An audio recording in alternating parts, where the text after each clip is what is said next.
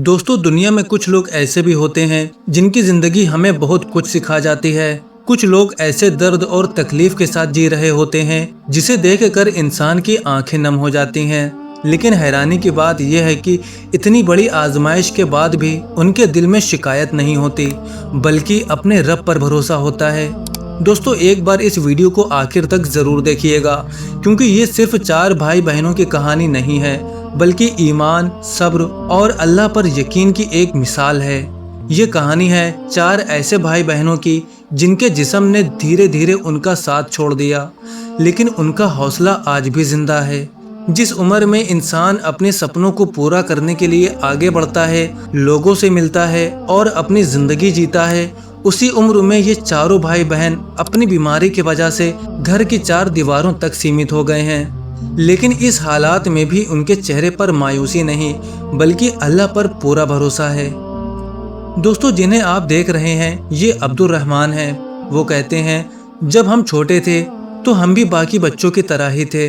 हम खेलते थे, हंसते थे, हमारी जिंदगी बिल्कुल आम बच्चों जैसी थी। लेकिन धीरे धीरे सब बदलने लगा। हमारी लंबाई बढ़नी बंद हो गई, हमारी हड्डियां कमज़ोर होने लगी और हमारा जिस्म पहले जैसा नहीं रहा। करीब 7 या 8 साल के थे जब हमारी बढ़त रुक गई। कभी कभी दिल में सवाल आता है कि आखिर हमारे साथ ऐसा क्यों हुआ। लेकिन फिर हम सोचते हैं कि अल्लाह हर चीज़ को जानता है।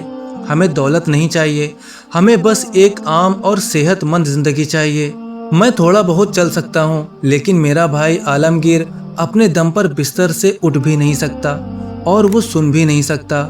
दोस्तों, एक माँ के लिए अपने बच्चों को हर दिन इस हालात में देखना कितना मुश्किल होगा, इसका अंदाज़ा लगाना भी आसान नहीं। अपने बच्चों को तकलीफ देखते देखते उनकी माँ इस गम को सह नहीं पाई। उनकी हालत इतनी बिगड़ गई कि वो घर छोड़कर चली गई।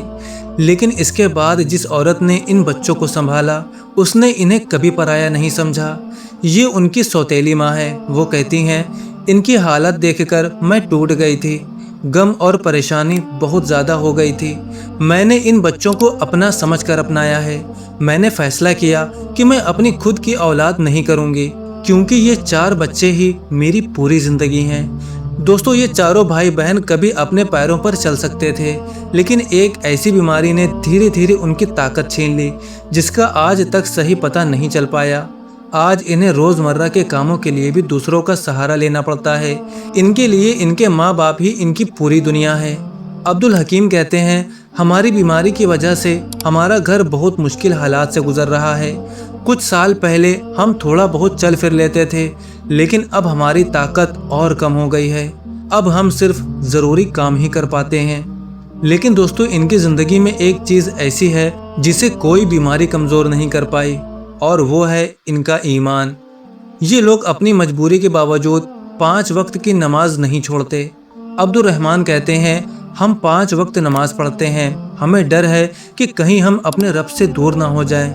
हमें जहन्नम से डर लगता है। हम अल्लाह से दुआ करते हैं कि वो हमसे राज़ी हो जाए। वही हमें हिम्मत देता है और वही हमें रोज़ी देता है। दोस्तों, ज़रा सोचिए, ये लोग कितनी मजबूरी में हैं, लेकिन फिर भी इनका रिश्ता अपने अल्लाह से नहीं टूटा। और हम में से बहुत से ऐसे लोग हैं जिनके पास सेहत है, ताकत है, हर तरह की आसाइशें हैं, फिर भी हमारी नमाजों में कमी आ जाती है। और जब ज़िंदगी में कोई परेशानी आती है तो हम सोचते हैं कि मेरे साथ ही ऐसा क्यों होता है। लेकिन हमें इनसे सीखना चाहिए कि मुश्किल हालात में भी अपने रब पर भरोसा कैसे रखा जाता है। अगर इतनी तकलीफ में इनका ईमान इतना मजबूत रह सकता है, तो हमें भी अपने ईमान को मजबूत करने की कोशिश करनी चाहिए। अल्लाह हम सब के ईमान को मजबूत फरमाए, आमीन। दोस्तों, इन मुश्किलों के बीच एक छोटी सी खुशी भी इनकी ज़िंदगी में आई। अब इनके पास बैटरी से चलने वाली एक स्कूटी है, जिससे ये थोड़ी दूर तक जा सकते हैं। लेकिन चारों में से सिर्फ अब्दुल रहमान ही इसे चला पाते हैं।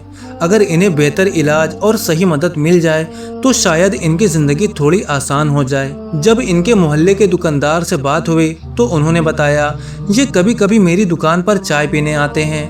मैं इन्हें उठाकर कुर्सी पर बैठाता हूँ और फिर वापस स्कूटी पर बैठा देता हूँ। इनके चेहरे की मुस्कान देखकर अच्छा लगता है।